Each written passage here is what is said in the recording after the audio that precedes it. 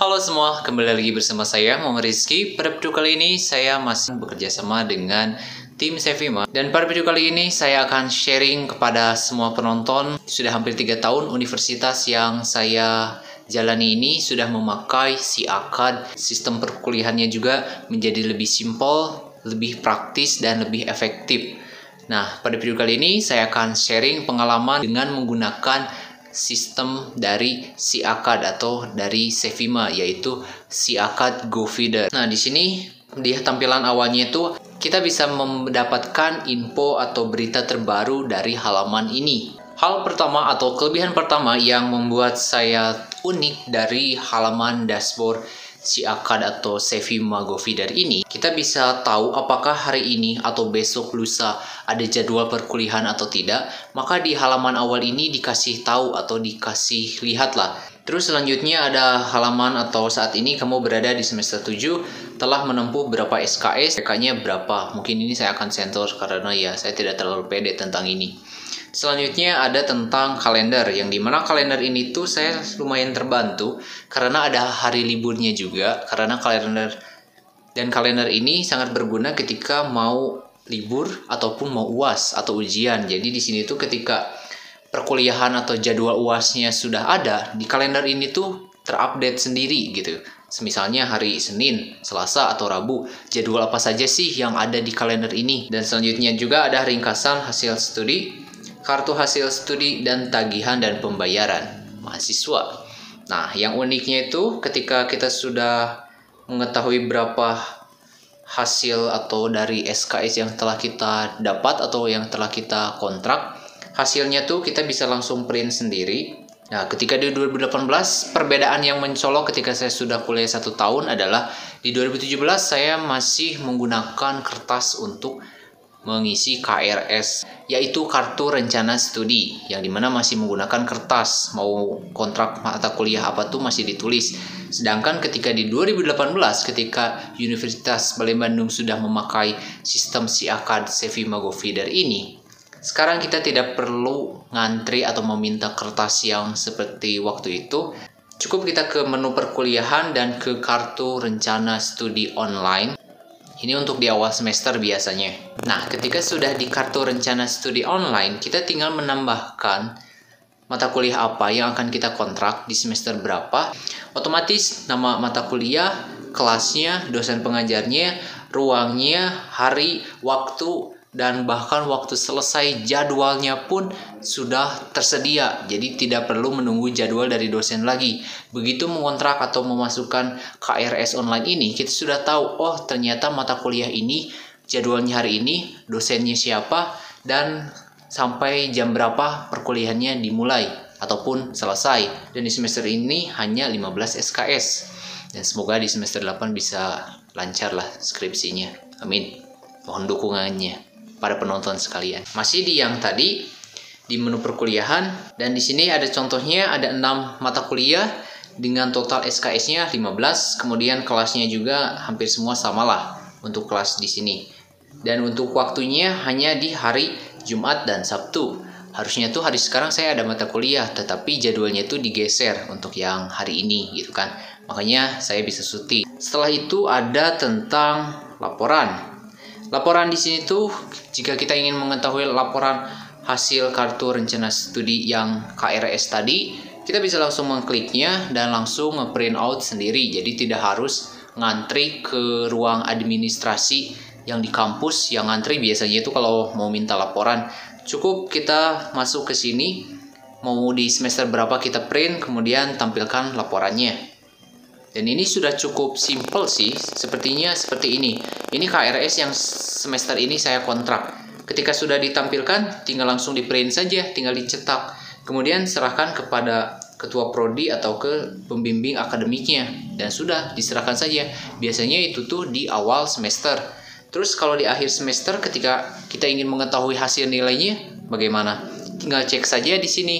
Diceknya juga bisa secara online langsung, jadi tidak harus menanyakan ke dosen berapa nilai saya, berapa, apakah di remedial atau ya harus mengulang atau tidak, seperti itu. Sudah tersedia sistemnya, yaitu tinggal mentranskrip nilai mahasiswa.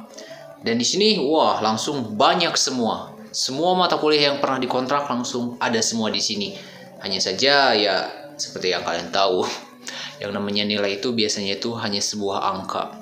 Terkadang sebuah kemampuan seseorang itu tidak dilihat dari angka atau nilai yang ia dapat, tetapi dari usaha dan hasil dari kerja keras. Kalau tidak ingin mengetahui nilai secara semuanya atau mau per semester, bisa ke laporan terus ke ringkas hasil studi, yaitu artinya nilainya itu di per semester. Misalnya di semester 1, 2, 3 ada nilai-nilai yang ingin diperbaiki atau yang ingin dilaporkan lah. Soalnya biasanya ada kesalahan sistem di sini itu.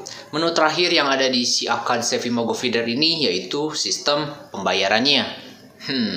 Pembayaran ini adalah asal-usul dari saya di endorse atau bekerja sama dengan tim Sevima. Karena pembayarannya itu awal-awalnya tuh manual. Ya, jadi manualnya tuh kita bayar di Indomaret ataupun di bank Uniba gitu ya. Jadi di bank universitas terus diserahkan kwitansinya itu harus ada atau setidaknya disimpan sampai pelunasan. Sedangkan ketika sudah move on atau sudah online, sistem pembayarannya itu kita tinggal lihat misalnya yang semesteran biasanya tuh. Jadi yang SPP. Di sini tuh bisa dilihat berapa yang sudah dibayar dan berapa yang belum dibayar. Seperti contohnya biasanya tuh kan setiap semester biasanya itu kan tidak semua orang langsung membayar lunas gitu kan. Jadi ada yang masih dicicil bulanan gitu kan. Nah misalnya ada yang belum nih, ada yang belum 50.000. Tinggal pembayarnya tuh ada 4. Kenapa ada 4? Waktu itu mah ada 3. Sekarang ada 4. Ada 1 BNI lewat ATM, kedua lewat Indomaret, ketiga lewat Tokopedia. Nah itu yang dulu saya di endorse sama Sevima tuh akibat saya membuat video tutorial tentang pembayaran Sevima lewat Tokopedia. Nah sekarang ada dari Shopee. Serius ini ada Shopee. Saya baru tahu ada Shopee sumpah. Perbedaannya kalau pakai ATM atau BNI, biaya adminnya tuh 4.000. Jadi ya lumayan murah sih. Daripada kita memakai Indomaret, biaya adminnya 7.500. Jadi kalau sekali bayar tuh adminnya tuh 7.500, tetapi kalau digabung sama segitu. Sedangkan Tokopedia lebih murah dari ATM, yaitu 3.000 saja.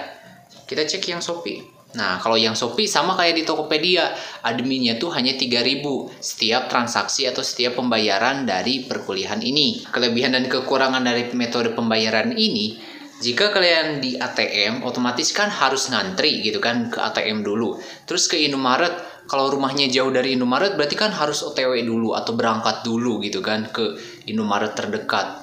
Ya meskipun saya dekat sih. Dan selanjutnya ada Tokopedia. Kalau kalian bisa memakai Tokopedia sih, kalau biasanya suka pakai Tokopedia ini mudah. Tapi kalau semua orang gak biasa memakai Tokopedia, pasti kan ribet, jadi harus buat akun dulu. Terus bagaimana cara pembayarannya. Terus selanjutnya langkahnya bagaimana. Jika kalian masih belum tahu, kalian bisa cek videonya ada di channel saya @muhammadrizkyps, yaitu tutorial pembayaran Sevima memakai Tokopedia. Sedangkan untuk Shopee saya belum coba, jadi karena baru tahu sekarang. Tetapi orang-orang yang sudah tahu pernah ngobrol gitu atau curhat, katanya di Shopee itu ada cashback. Jadi cashbacknya tuh masuk ke koin, jadi koin Shopee itu. Tetapi pembayarannya tuh harus memakai Shopee Pay katanya. Soalnya saya baru tahu ada Shopee di sini. Nah kalau di Tokopedia yang uniknya tuh, kalau kalian punya semisal kayak kartu kredit atau kredivo, kalian bisa membayar perkuliahannya itu dengan metode pembayaran itu. Jadi kayak dicicil. Dan setiap pembayaran online ini saya lumayan terbantu gitu ya. Kalau dulu kan harus cash, harus ke bank, terus harus serahkan kwitansi ke bidang adminnya gitu kan. Kalau sekarang tidak, tinggal buka si Akad, buka Sevima gitu kan, login, masuk ke pembayaran dan kita pilih Tokopedia, pilih yang mana saja yang mau dibayar, kemudian masuk ke Tokopedia tinggal bayar saja. Juga harus minta kertasnya. Terus ketika pembayaran dulu tuh kan masih harus ngantri, harus ke bank, harus ngambil si uangnya itu. Jadi yang ribetnya itu kwitansinya tuh gak boleh hilang. Kalau sekarang kan tinggal ke Indomaret bisa, ke ATM lewat ATM bisa, Tokopedia juga bisa. Sekarang ada yang baru, Shopee juga bisa. Dan untuk kesimpulannya, jika kalian terbantu atau ya ada pendapat lain silahkan kalian tulis di kolom komentar video ini. Dan saya Muhammad Rizky VS. Terima kasih sudah menonton dari awal sampai akhir dan sampai jumpa di video selanjutnya jika masih ada. Bye. Cevima, revolutionize education.